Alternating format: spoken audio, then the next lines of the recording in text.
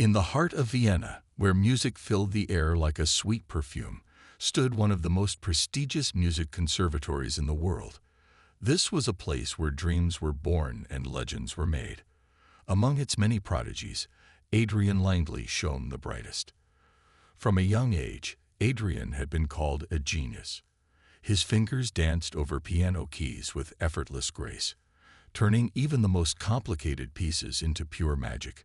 By his mid-20s, he had won countless awards, performed in sold-out concert halls, and earned glowing reviews from critics around the globe. But behind Adrian's talent lay an unshakable arrogance. He believed that true musicianship could only come from years of rigorous training at elite institutions, just as he had done.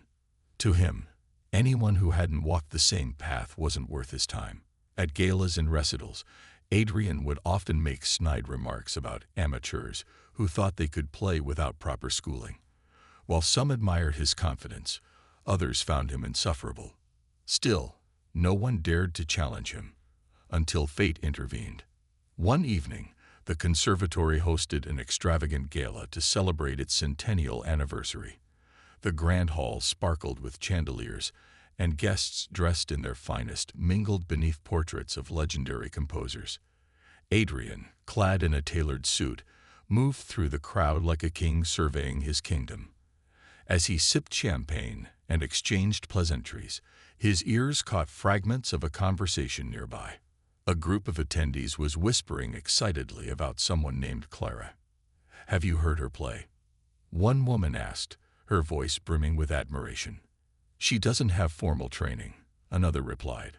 "But when she sits at the piano, it's like she's speaking directly to your soul." Adrian froze mid-sip. No formal training. How could such a person possibly be taken seriously? Curiosity piqued. He turned toward the source of the chatter and spotted her, a quiet, unassuming woman sitting alone in a corner. She wore a simple dress and held herself with modesty, clearly out of place among the polished elite. Her name, he learned, was Clara. Unable to resist, Adrian approached her. With a smirk tugging at the corners of his lips, he introduced himself. "So, you're the mysterious Clara everyone's talking about," he said, his tone dripping with condescension. Clara looked up, startled by his sudden presence. "Oh, I'm not sure what they told you," she stammered, clearly uncomfortable under his gaze. "They say you can play," Adrian pressed, leaning closer. "Is that true?" "Well, yes," Clara admitted softly. "I mean, I enjoy playing. My grandmother taught me on her old piano back home." Adrian chuckled, shaking his head. "An old piano, you say? And no formal training?" He paused dramatically, letting his skepticism hang in the air. Then, with a gleam in his eye, he added, "Tell me, do you think you could hold your own against someone like me?" The room fell silent. All eyes turned to Clara, whose cheeks flushed red. She hesitated, unsure how to respond. Seeing her discomfort, Adrian pressed further. "Why don't we settle this once and for all? Let's have a little piano duel, you and me, at our next recital night. What do you say?" For a moment, Clara seemed frozen. The weight of his challenge hung heavy in the air. But then, summoning what little courage she had, she nodded. "All right," she said quietly. "I'll do it." A ripple of excitement spread through the crowd. Some whispered words of encouragement to Clara, while others exchanged knowing glances, certain that Adrian would crush her effortlessly. As Adrian sauntered away, already envisioning his triumph, Clara sat silently, wondering what she had just agreed to, and whether she'd made a terrible mistake. The gala buzzed with excitement long after Adrian's bold challenge. Whispers of the upcoming piano duel spread like wildfire, fueling curiosity and speculation among the guests. Some were eager to see how Clara would fare against someone as accomplished as Adrian, while others pitied her, convinced she didn't stand a chance. As the evening wore on, Adrian basked in the attention, relishing the idea of showcasing his superiority on stage. He couldn't wait to prove that raw talent without formal training was nothing compared to years of disciplined study. Clara, however, felt a growing knot of anxiety tighten in her chest. She hadn't meant to draw so much attention to herself.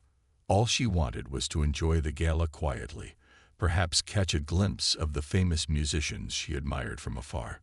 But now, thanks to Adrian's public challenge, all eyes were on her.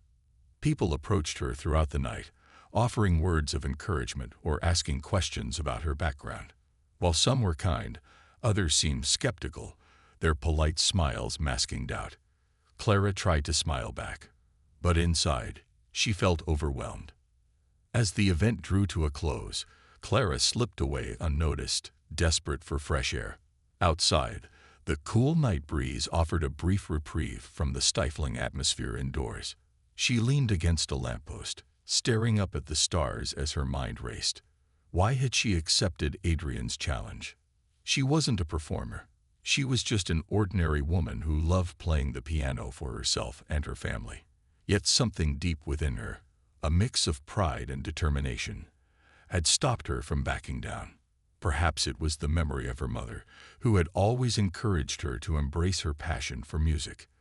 Or maybe it was the stubborn streak she inherited from her grandmother, who never backed away from a challenge. Meanwhile, back inside, Adrian was already planning his strategy for the duel. He envisioned a dazzling performance that would leave no room for debate about his dominance. After returning home, he spent hours poring over sheet music, selecting pieces designed to showcase his technical brilliance. He chose works by Liszt and Rachmaninoff, compositions known for their complexity and difficulty. Each note would be a testament to his skill, each crescendo a declaration of his supremacy. In his mind, the duel was already won. But Clara faced a different kind of preparation. When she returned to her small village the next day, life resumed its usual rhythm. She helped her father tend to their modest farm, cared for her younger siblings, and visited her elderly neighbor, Mrs. Keller, whose arthritis made daily chores difficult. Despite her busy schedule, Clara carved out time each evening to practice on her grandmother's old upright piano. The instrument was far from perfect. The keys stuck occasionally, and one pedal squeaked, but it held sentimental value.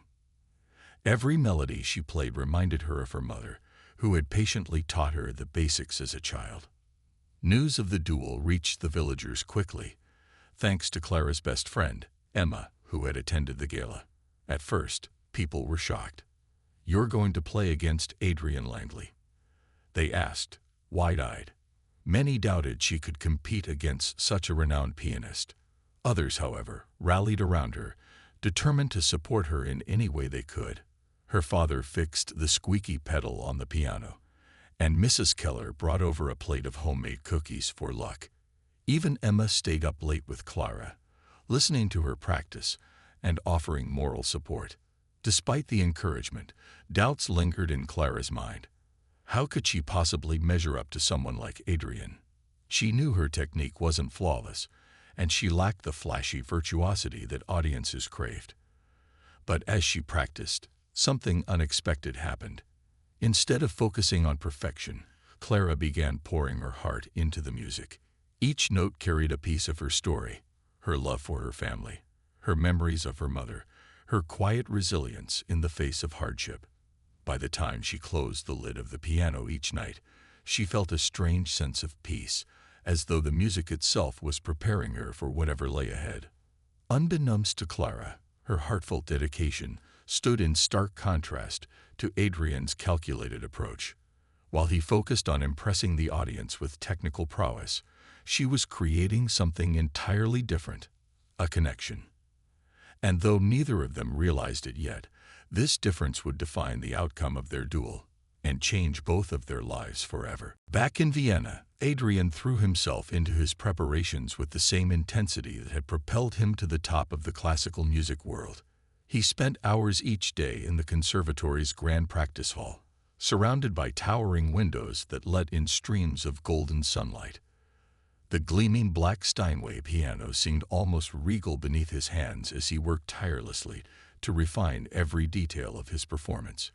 His goal was clear: to deliver a recital so flawless, so technically dazzling, that it would leave no room for debate about his superiority.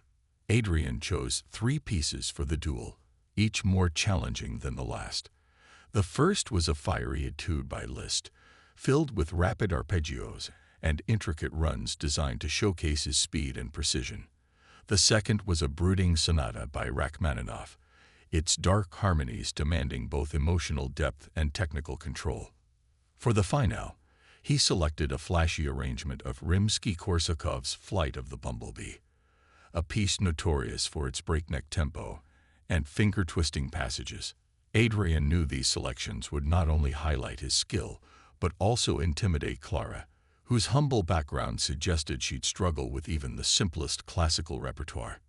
Yet, despite his confidence, there were moments when Adrian felt a flicker of unease. Late at night, as he sat alone in his apartment reviewing sheet music, he found himself wondering about Clara. Who was she, really? How could someone without formal training possibly think they could compete on such a stage? These questions gnawed at him, though he quickly dismissed them as irrelevant. After all, what did it matter? She was just a simple woman from a small village. What could she possibly bring to the table? Meanwhile, hundreds of miles away, Clara approached her preparation very differently. Her days were still filled with chores and responsibilities, leaving her only stolen moments to practice. Yet those moments became sacred to her. Each evening, after finishing her work, she would sit at her grandmother's old upright piano and lose herself in the music. Unlike Adrian, who focused on mastering complex compositions, Clara chose to play songs close to her heart, melodies her mother had taught her, folk tunes from her childhood, and original pieces inspired by her life. One afternoon, while practicing a particularly tender melody, Clara paused mid-song, tears welling up in her eyes. The piece, titled Whispers of Home, had been written in memory of her mother. It wasn't technically difficult, nor did it follow traditional structures, but it carried an emotion so raw and genuine that it often left listeners speechless. As Clara played, she realized this was the song she wanted to share during the duel, not because it would impress anyone, but because it was a part of her soul. Her neighbors noticed the change in her playing. Where once she had practiced quietly, almost shyly, now her music spilled out onto the streets, filling the air with warmth and longing. One evening, Mrs. Keller knocked on Clara's door, holding a cup of tea. "Child," she said gently, "whatever happens at that recital, don't forget why you're doing this. You're not playing for them. You're playing for yourself." Clara nodded, gratitude swelling in her chest. She didn't care about winning or losing. She simply wanted to honor her love for music and the people who had shaped her journey. Still, doubts lingered. Would the audience understand her message? Would they see past the lack of polish and recognize the honesty in her performance? As the days passed, the contrast between Adrian and Clara grew sharper. While Adrian obsessed over perfection, Clara embraced imperfection, finding beauty in vulnerability. And though neither of them realized it yet, their differing approaches hinted at something profound. The duel wouldn't just be a clash of skill. It would be a collision of worlds, where arrogance met humility, and technique confronted emotion. The countdown to the recital continued, each tick of the clock bringing them closer to a night that would change everything for both of them. The night of the recital finally arrived, and the conservatory's grand hall was transformed into a glittering spectacle. Chandeliers cast shimmering light across rows of velvet seats, while elegant bouquets of white roses adorned the stage. The air buzzed with anticipation as guests filed in, dressed in their finest attire. Conversations rippled through the crowd, blending excitement with curiosity. Everyone had heard about the unusual duel between Adrian Langley, the celebrated virtuoso, and Clara, the unassuming woman from a small village. Whispers filled the room. Could she really hold her own against someone like Adrian? Or would this be a swift, one-sided victory? Adrian stood backstage, adjusting his cufflinks and running through his pieces mentally. He exuded confidence, his polished demeanor reflecting years of experience on prestigious stages. Yet beneath his calm exterior, a flicker of unease lingered. He glanced toward Clara, who sat quietly in a corner, clutching a worn folder containing her sheet music. She looked out of place among the glamour, wearing a simple blue dress borrowed from Emma. Her hands trembled slightly as she smoothed the fabric over her lap, but her expression remained serene. When the lights dimmed and the master of ceremonies stepped onto the stage, the murmurs faded into silence. "Ladies and gentlemen," he announced warmly, "tonight we have the rare privilege of witnessing a musical duel between two remarkable talents. First, let us welcome Adrian Langley, whose mastery of the piano needs no introduction." The audience erupted into applause as Adrian strode onto the stage, bowing gracefully before taking his seat at the gleaming Steinway. As his fingers touched the keys, the first notes of Liszt's etude soared through the hall. Adrian played with breathtaking precision, his technique flawless and commanding. His performance was a whirlwind of sound, rapid scales cascading like waterfalls, chromatic chords resonating deeply. The audience watched in awe, some leaning forward in their seats, others closing their eyes to fully absorb the brilliance unfolding before them. When he finished, the room exploded into thunderous applause. Adrian rose, bowing with a confident smile, certain that he had set an impossibly high bar for Clara to meet. Then came Clara's turn. As she walked onto the stage, the contrast between her and Adrian couldn't have been starker. Where he radiated polish and poise, she appeared fragile and unassuming. She paused briefly at the piano, taking a deep breath to steady herself. Then, without flourish or pretense, she opened her folder and placed the handwritten sheet music on the stand. The title, "Whispers of Home," caught the attention of those close enough to read it. Clara's hands hovered above the keys for a moment before she began to play. At first, the melody was soft and hesitant, almost like a whisper, but as the piece unfolded, something extraordinary happened. The simplicity of her playing gave way to profound emotion, each note carrying the weight of memories and stories untold. There were no flashy runs or intricate harmonies, just pure, unfiltered feeling. It was as if the piano itself had come alive, speaking directly to the hearts of everyone in the room. The audience fell silent, captivated by the raw honesty of Clara's performance. Some listeners closed their eyes, tears streaming down their faces, while others leaned forward, afraid to miss a single note. Even Adrian, seated backstage, found himself unable to look away. For the first time in years, he felt something stir within him, not admiration for technical skill, but a deep connection to the humanity behind the music. By the time Clara played the final chord, the entire hall seemed suspended in stillness. Then, slowly, the spell broke, and applause erupted, not the polite clapping Adrian had received, but a standing ovation that shook the very walls of the conservatory. Clara bowed awkwardly, clearly overwhelmed by the response. As she stepped off the stage, she avoided meeting anyone's gaze, unsure how to process what had just happened. Backstage, Adrian watched her leave, his mind racing. He had expected to dominate the evening, to prove beyond doubt that formal training was essential for greatness. Instead, he found himself questioning everything he thought he knew about music and about himself. As Clara finished her piece and the final note lingered in the air, a profound silence enveloped the hall. It was as though time itself had paused, allowing the audience to fully absorb the depth of what they had just witnessed. The simplicity of Whispers of Home stood in stark contrast to Adrian's earlier performance, yet its emotional impact was undeniable. Where Adrian's playing had dazzled with technical brilliance, Clara's music had reached into the hearts of everyone present, stirring emotions that words alone could never express.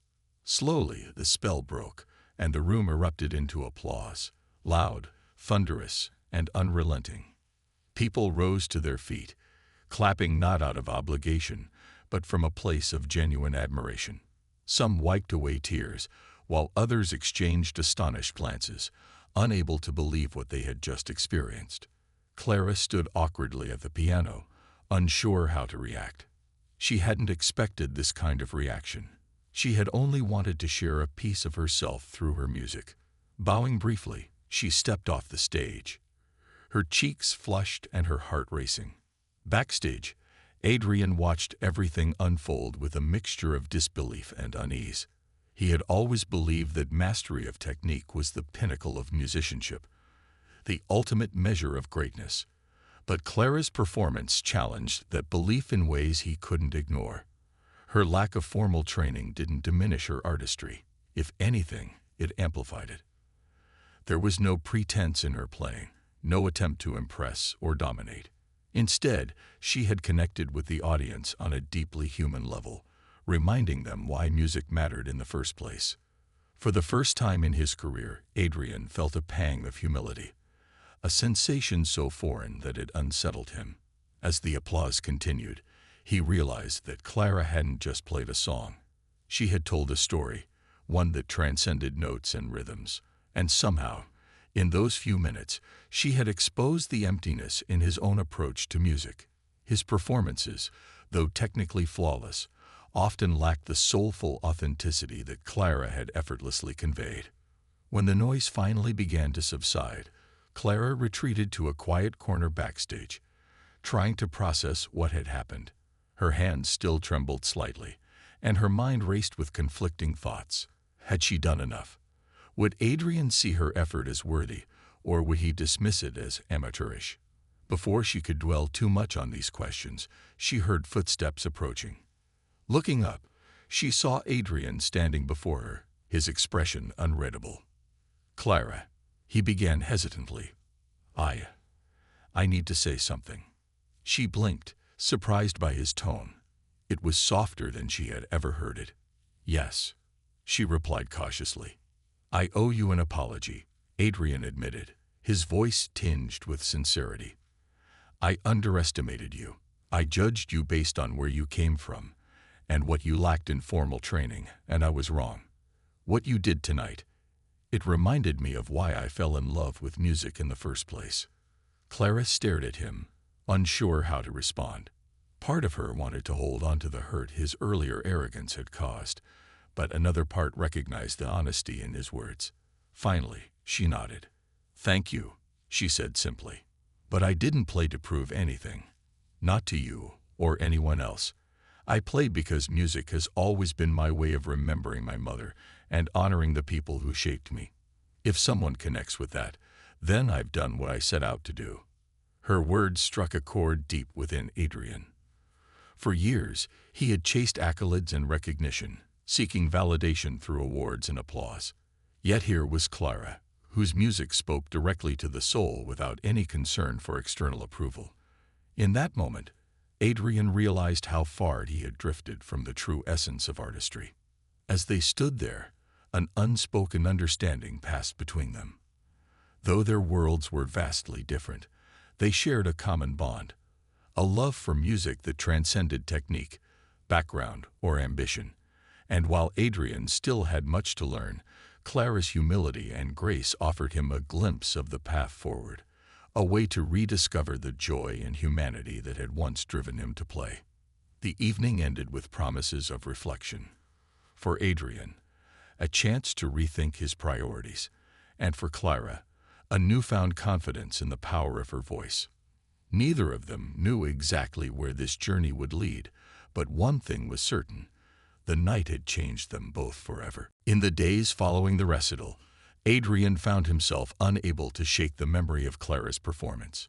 It lingered in his mind like a haunting melody, refusing to fade. For years, he had prided himself on being untouchable, a musician whose skill set him apart from the rest. But Clara's humble yet deeply moving rendition of Whispers of Home had exposed something raw and unsettling within him, the realization that he had lost sight of why he loved music in the first place. Determined to make sense of his feelings, Adrian began revisiting old recordings of his own performances. To his dismay, he noticed a pattern. He sounded polished, yes, but distant, as though he were playing for perfection rather than connection. His pieces lacked the warmth and vulnerability that made Clara's music resonate so powerfully. This revelation gnawed at him, forcing him to confront an uncomfortable truth. Somewhere along the way, he had stopped playing with his heart. Inspired by Clara's authenticity, Adrian decided to take a step outside his comfort zone. He started visiting smaller towns and villages, places where music wasn't confined to grand concert halls or rigid conservatories. In these communities, he encountered musicians who played not for fame or fortune, but because it brought them joy. There was an elderly man who strummed folk songs on a battered guitar, children giggling as they tried to keep up with his rhythm. A young girl sang traditional ballads with such passion that her voice seemed to echo through the hills. And then there was a group of farmers who gathered after work to play instruments handed down through generations, their laughter mingling with the music. Each encounter left a lasting impression on Adrian. These musicians didn't care about technical precision or critical acclaim. They played because it connected them to their families, their heritage, and each other. Watching them reminded Adrian of how music had once felt to him, alive, unfiltered, and full of meaning. Slowly, he began to let go of the arrogance that had defined him for so long, embracing instead the idea that true artistry lay not in mastery alone, but in the ability to touch hearts. Meanwhile, Clara returned to her village, still processing the whirlwind of emotions from the recital. The overwhelming applause and Adrian's unexpected apology had left her humbled yet inspired. Though she hadn't sought recognition, the experience gave her a newfound confidence in her abilities. Encouraged by her neighbors and Emma, she decided to pursue her passion more seriously. With their help, she enrolled in part-time lessons at a nearby music school, eager to refine her skills while staying true to her unique style. Word of her talent spread quickly, and soon Clara was invited to perform at local events. At first, she hesitated, fearing she might disappoint those who expected brilliance. But when she played, people responded not with judgment but with gratitude. They saw her not as a rival to elite musicians like Adrian, but as a storyteller whose music spoke directly to their souls. Her performances became a source of pride for the entire village, drawing crowds from neighboring areas, and even catching the attention of regional newspapers. Despite their different paths, Adrian and Clara remained quietly connected by the shared experience of the duel. Adrian continued to reflect on the lessons Clara had unknowingly taught him, while Clara embraced the opportunities that came her way, never forgetting the simple joy of playing for herself and her loved ones. Both were growing, not just as musicians but as individuals, and though neither realized it yet, their lives were destined to intersect again in ways neither could have imagined. The ripple effects of that fateful night stretched far beyond the conservatory's grand hall, proving that sometimes the most profound transformations begin with a single heartfelt note. Months passed, and the lives of Adrian and Clara continued to evolve in unexpected ways. Adrian's newfound humility led him to seek out more meaningful connections through music. He began organizing free concerts in underserved communities, bringing classical music to people who might never have experienced it otherwise. His performances were no longer just displays of technical brilliance. They carried a warmth and sincerity that resonated deeply with his audiences. Children giggled as they crowded around the piano, marveling at the sounds he coaxed from its keys. Elderly listeners sat quietly, their eyes misty as familiar melodies stirred memories of days gone by. For the first time in years, Adrian felt truly fulfilled, not because of applause or accolades, but because he was making a difference. Clara, too, had grown immensely since the night of the duel. Her part-time lessons helped her refine her technique, but she remained steadfast in staying true to her roots. She continued performing at local events, her music weaving stories of love, loss, and resilience that touched everyone who heard it. Her village rallied behind her, proud of how far she'd come, while still remaining the same kind-hearted woman they all knew. One evening, after a particularly moving performance at a regional festival, Clara received an invitation that took her by surprise. Adrian wanted her to join him for a charity concert in Vienna. The idea of returning to the conservatory, a place that once intimidated her, made Clara nervous. But Adrian's letter was warm and sincere, expressing his admiration for her artistry and explaining that the event aimed to raise funds for music education programs in rural areas. "Your voice deserves to be heard," he wrote, "and I believe our collaboration could inspire others to see music not as a competition, but as a bridge between hearts." Torn between excitement and apprehension, Clara sought advice from Emma and her father. "You've already proven yourself," Emma said firmly. "This isn't about proving anything to anyone. It's about sharing your gift." Her father nodded in agreement. "Go on, lass. Show them what real music is all about." When the day of the charity concert arrived, Clara stepped onto the stage alongside Adrian, her heart pounding. The grand hall was filled with eager faces, many of whom remembered the legendary Duel months earlier. After a brief introduction, Adrian took his seat at one piano, while Clara settled at another nearby. Their chosen piece was Schubert's Fantasia in F minor, a duet known for its intricate harmonies and emotional depth. As their hands moved across the keys, something remarkable happened. Their contrasting styles blended seamlessly, creating a performance that was greater than the sum of its parts. Adrian's precision complemented Clara's expressive phrasing, and together they wove a tapestry of sound that left the audience breathless. When the final notes faded into silence, the room erupted into applause, not just for their technical skill, but for the undeniable chemistry and mutual respect that shone through every moment of their performance. Afterward, as they stood side by side taking their bows, Adrian turned to Clara with a smile. "Thank you," he said softly, his words meant only for her. "You've taught me more than I ever thought possible." Clara returned his smile, feeling a quiet pride not in herself, but in the power of music to bring people together, even those who seemed worlds apart. What had started as a challenge born of arrogance had blossomed into an unlikely friendship, rooted in shared passion and mutual growth. Both Adrian and Clara knew this was just the beginning of something extraordinary. The success of the charity concert marked a turning point for both Adrian and Clara. Their collaboration had not only raised significant funds for music education programs, but also sparked conversations about the true purpose of art. People began to see that music wasn't just about perfection or prestige. It was a universal language capable of bridging divides, telling stories, and healing wounds. For Adrian and Clara, the experience solidified an unlikely yet profound friendship, one built on mutual respect and admiration. In the months that followed, Adrian continued his mission to make classical music accessible to everyone. He traveled to remote villages, orphanages, and community centers, often inviting Clara to join him. Together, they performed duets that combined their unique strengths, Adrian's technical mastery and Clara's emotional depth, creating performances that left audiences spellbound. These concerts weren't flashy productions. Instead, they were intimate gatherings where people felt seen and heard.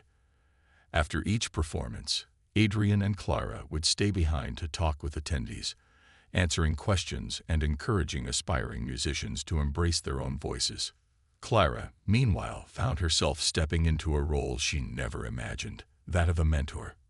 Her journey from a small village to Vienna's grand stages inspired many young musicians who doubted their abilities. She became a symbol of hope, a reminder that passion and authenticity could shine brighter than any formal training. At workshops, she emphasized the importance of playing from the heart. "Don't worry about being perfect," she'd say with a warm smile. "Just let your music tell your story." Their partnership extended beyond performances. Adrian used his influence to advocate for underfunded music programs, while Clara worked closely with local schools to nurture budding talent. They even co-founded an initiative called Harmony Across Borders, which provided instruments and lessons to children in underserved areas. Through this project, they aimed to ensure that no one would feel excluded from the world of music, a goal that resonated deeply with both of them. One evening, as they sat together after a particularly moving performance in a small town square, Adrian turned to Clara with a reflective look. "Do you remember how all of this started?" he asked, gesturing between them. Clara chuckled softly. How could I forget? You challenged me to a duel, thinking you'd crush me. Adrian winced at the memory, but couldn't help laughing too. I was such a fool back then, arrogant, blind to everything except my own ego. And now, Clara teased gently. And now, Adrian paused, his expression softening. Now I know what it means to truly connect through music. Thanks to you, I've rediscovered why I fell in love with it in the first place. It's not about winning or losing. It's about sharing something bigger than ourselves. Clara nodded, her eyes glistening in the fading light. That's exactly why I kept playing, even when I thought no one was listening. Music has always been my way of holding on to the people I love, the ones who shaped me. And now, it's brought me someone like you. Their bond had grown far beyond rivalry or competition. What began as a clash of egos had transformed into a partnership rooted in humility, growth, and shared purpose. Both Adrian and Clara had changed profoundly over the months. They were kinder, more grounded versions of themselves, united by their love for music and its ability to touch lives. As the sun dipped below the horizon, casting a golden glow over the square, Adrian and Clara sat quietly, watching children laugh and dance to the melody still lingering in the air. In that moment, they knew their work was far from over. There were countless stories waiting to be told, countless hearts yearning to be moved. Together, they vowed to keep using their talents to inspire others, to remind the world that music is not just about notes on a page or fingers on keys. It's about connection, compassion, and the unbreakable bonds it creates between us all. And so, their journey continued, not as rivals, but as partners in harmony, proving that sometimes the most beautiful symphonies are born from the unlikeliest beginnings.